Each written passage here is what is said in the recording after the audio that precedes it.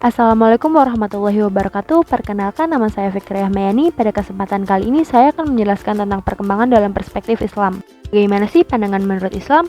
Pandangan menurut surat Ar-Rum disebutkan, Allah dialah yang menciptakan kamu dari keadaan lemah, kemudian dia menjadikan kamu sesudah keadaan lemah itu menjadi kuat. Kemudian dia menjadikan kamu sesudah kuat itu lemah kembali dan berubah. Dia menciptakan apa yang dikehendakinya dan dialah yang maha mengetahui lagi maha kuasa. Selanjutnya ada fase-fase kehidupan manusia. Yang pertama ada alam ruh, alam rahim, alam dunia, alam kubur, dan alam akhirat.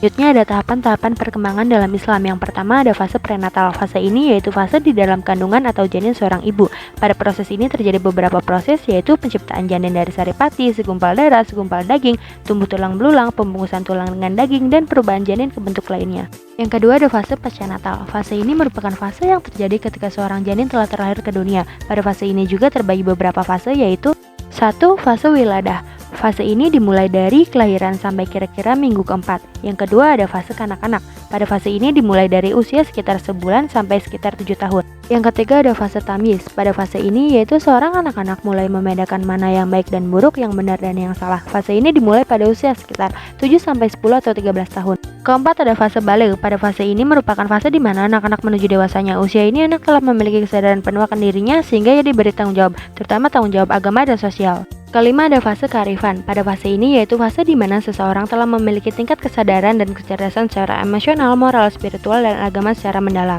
Al-Ghazali menyebut fase ini sebagai fase Aulia wa Anbiya, yaitu fase di mana perilaku manusia dituntut seperti perilaku yang diperankan seperti kekasih dan Nabi Allah.